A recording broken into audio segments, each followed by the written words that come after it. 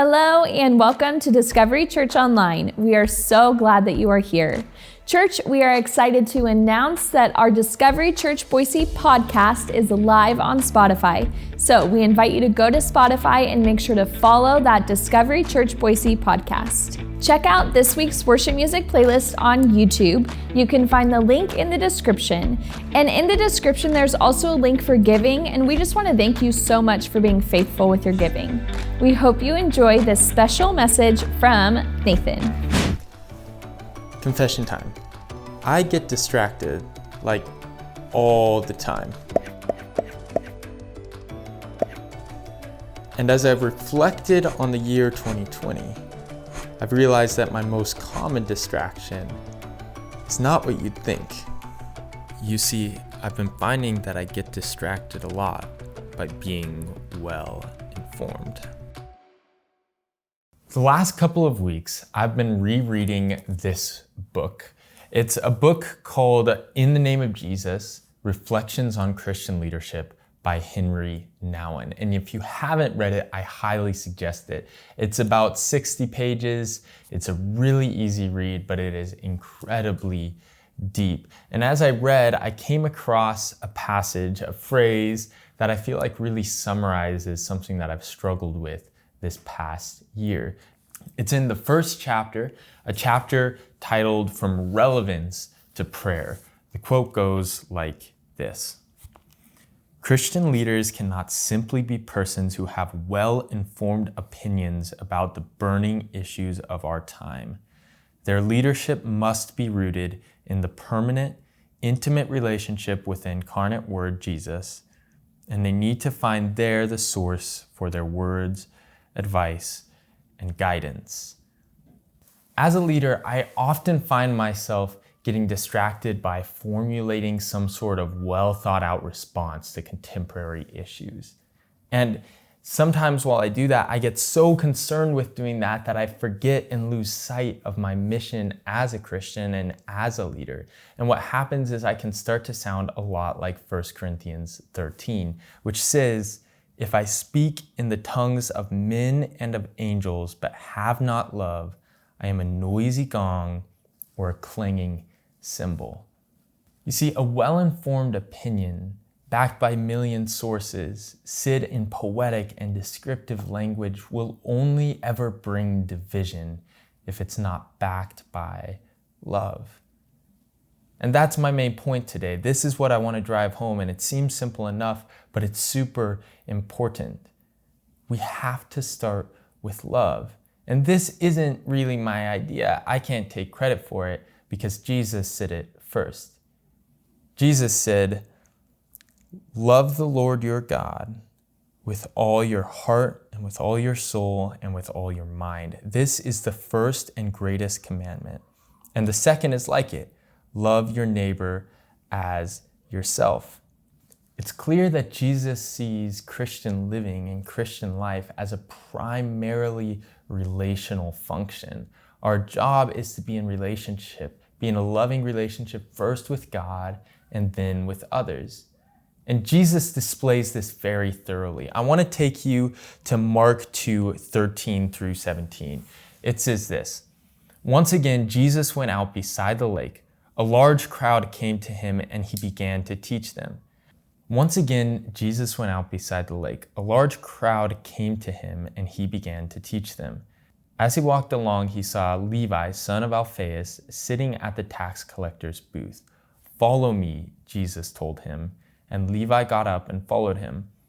While Jesus was having dinner at Levi's house, many tax collectors and sinners were eating with him and his disciples, for there were many who followed him.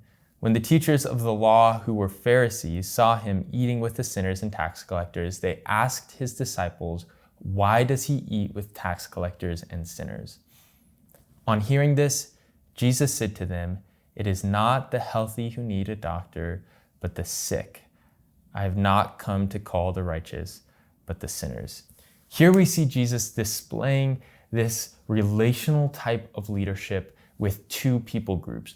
First is his disciples, the people who are already following him, and second is the sinners and tax collectors. Let's break this down a little bit more. First, with Jesus's disciples.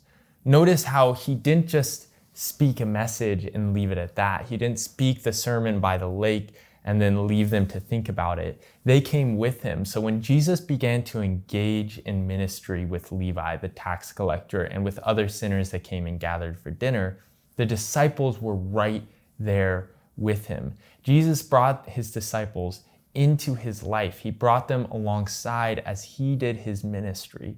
The second point, which is almost more interesting, is that when Jesus sees the tax collector Levi, he doesn't start by giving Levi a comprehensive explanation of why he is a sinner. Instead, Jesus invites him to dinner. Jesus does life with Levi. He enters into life with Levi instead of immediately going into Jesus's well-informed opinion. And I think we can all agree that Jesus has the most well-informed opinion, right?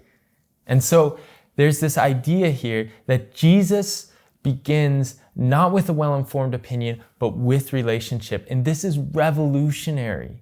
You see, the phrase was never, "They will know us by our well-informed opinion." The phrase was never, "They'll know us by our systematic theologies." The phrase is, "They will know you by your love." Jesus said they'll know you by your love. Jesus said that the two greatest commandments is to love God and love others. Yet here I am getting distracted with having a complicated response.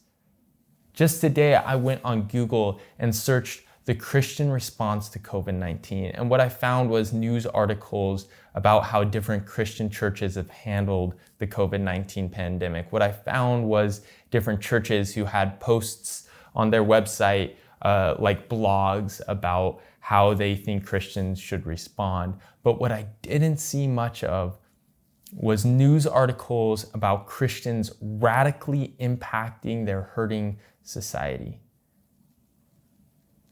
I'm left with this question of, what if the Christian leaders of our time weren't so distracted with crafting a response to COVID-19 that they could actually make an impact in their community? What if we weren't so concerned with apologetics that we could actually find someone who's not a believer, maybe in your workplace, and invite them into relationship with you before ever having to talk about some complicated theological matter? Now again, theology is necessary, important, and it's edifying to the body, but it shouldn't be our priority. And furthermore, it shouldn't distract us from loving one another. And so this may seem super simple for a lot of you. It may seem rudimentary and introductory, but it's so important. And I wouldn't be surprised if almost none of us really live this out as well as we believe we live it out. If we really live out making loving God and loving our neighbor, entering into relationship with God and entering into relationship with our neighbor, our number one priority. Henry Nouwen says the leadership must be rooted in the permanent, intimate relationship with the incarnate Word, Jesus. Are you rooted in relationship with Jesus? Do you start your day, do you start your month, your week, your outreach with being in relationship with Jesus? Are you in love with Jesus? And then secondly, and almost as importantly, are you loving on those around you? Are you loving your neighbor? Are there people in the church that you are letting enter into relationship with you? Are you getting into relationship with your small group? Does your small group do things outside of small group? Do they eat together? Do you guys have fun together, have game nights together? Are you entering into relationship? Or are you just leaving it at the message and then going home? Are you, as a church, finding people that aren't Christians? Are you finding people in your work, in your school, in your family that don't know Jesus, and doing like Jesus did to Levi, inviting them to dinner, spending time with them relationally before just telling them a bunch of theology and moving on? Are you making relationship your priority? Are you loving people like Jesus loved them? Are you loving Jesus like Jesus loved you? Again, I know this is simple, but it's really important. And I encourage you to find what's been distracting you from doing this. Again, for me, what's distracting me is having a well-informed opinion. I will spend much more time in my week crafting a good response to this or that than I'll spend actually finding someone and entering into relationship with them and loving on them boldly and deeply. So I'm going to put some discussion questions together about all this. I know this is a little bit scattered. I'm a bit strapped for time today as I record this.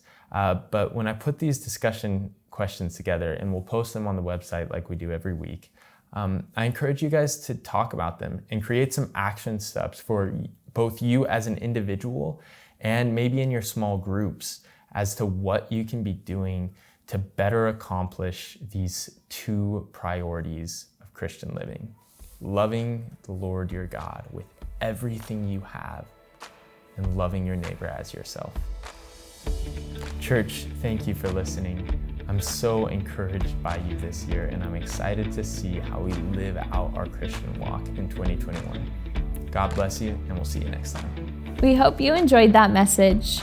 Church, on our Christmas Eve drive-in service, we gave each car an envelope with $50 and encouraged you to pray and ask God what He wanted you to do with it.